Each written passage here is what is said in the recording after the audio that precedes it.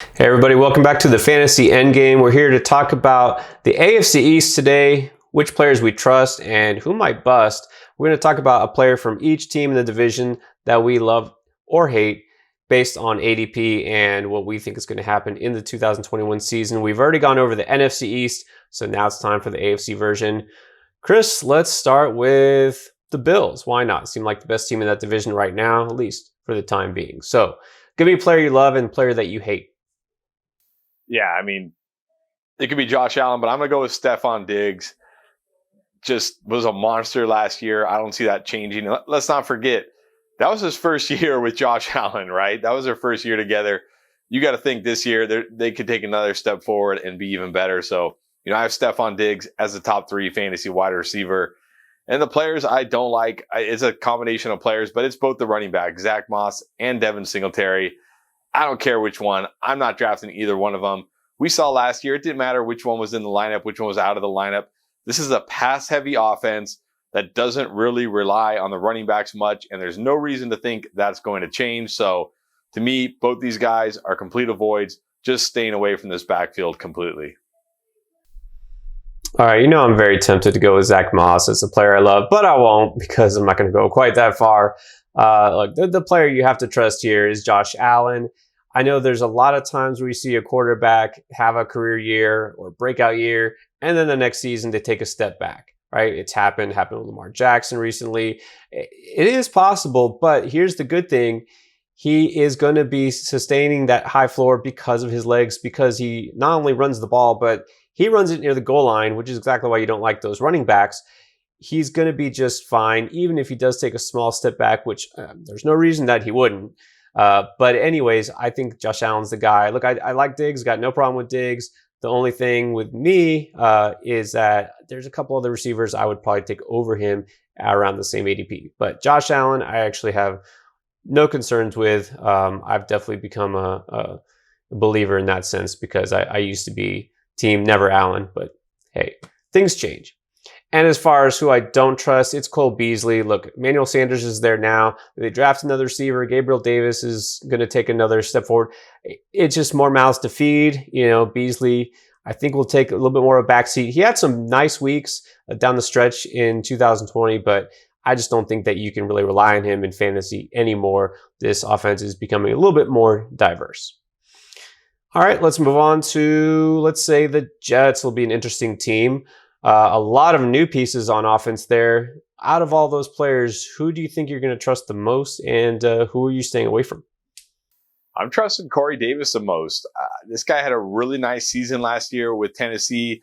The Jets went out, paid him a lot of money.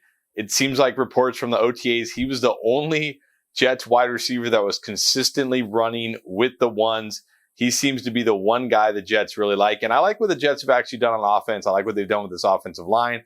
I think Zach Wilson, if nothing else, will help from a fantasy perspective. So I really like Corey Davis this year as like a mid-round wide receiver.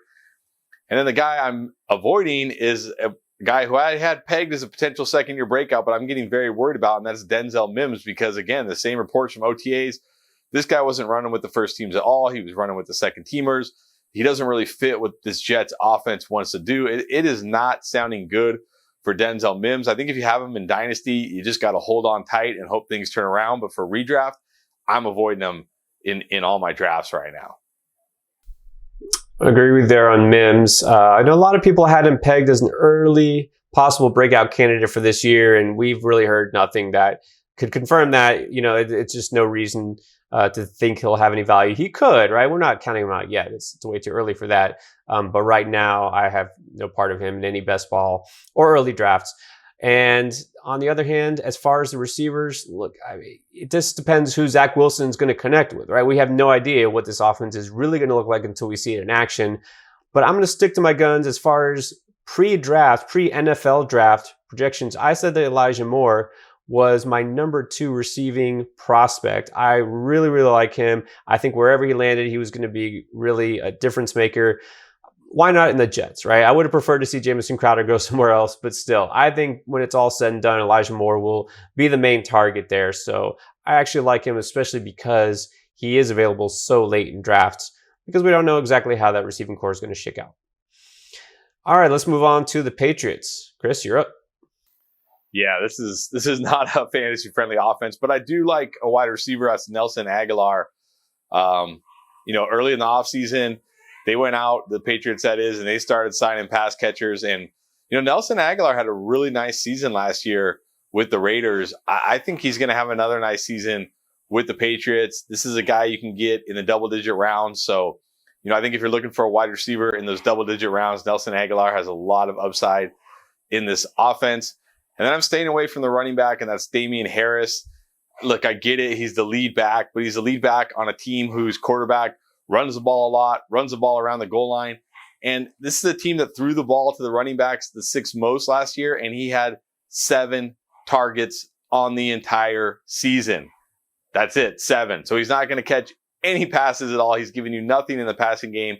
So he's got to really score touchdowns to give you anything. And for me, that's just too much of a risk. So staying away from Damian Harris. All right. As long as he's in the league, we're going to have this disagreement. So we agree on a lot of things, but Damian Harris will never be one of them. I love watching the guy run. I mean, he runs with authority. It seems like every time he gets the ball in his hands, he's getting big chunks of yards, average 5 yards a carry. I get that he's not the most prolific pass catcher, if you will, but look, James White is not going to be there forever. But anyways, Damian Harris, he's going to be the number one back. We've already heard early on, even before the official start of training camp, he seems to have that number one job kind of locked in. Look, Ramondre Stevenson, I have absolutely no concerns about. If you heard what we talked about, as far as NFL draft prospects, he didn't make my top 10 running back ranks. And this was a pretty weak running back class. I have no issues him being there. I think Harris gets the bulk of the work. I don't think Cam Newton necessarily holds on to the job all year, which means around the goal line, Damian Harris will get more work. So I do like Harris as an RB3. I'm not saying I want to start him every week, right? But you don't need to based on where he's being drafted. So I do like the security of having a guy like Harris, when so many other committees, other backfields are committees anyways.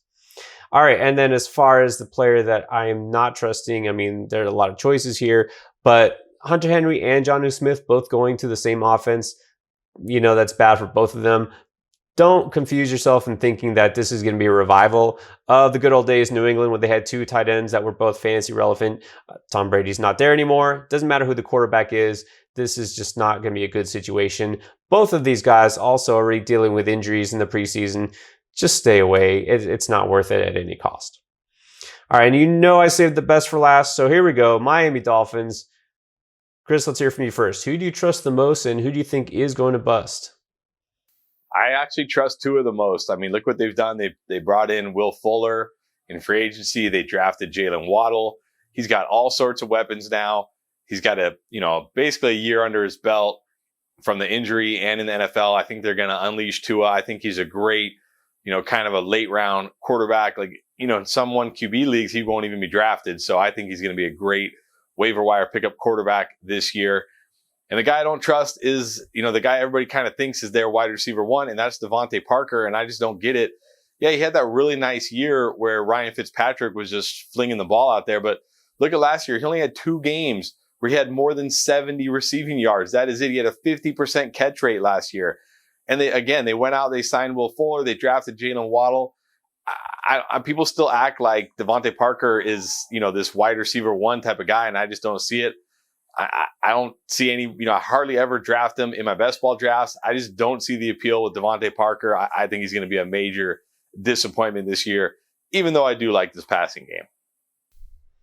Yeah, even though Devontae Parker, he might technically be the number 1 receiver when the season starts, penciled on top of the depth chart. That doesn't mean anything.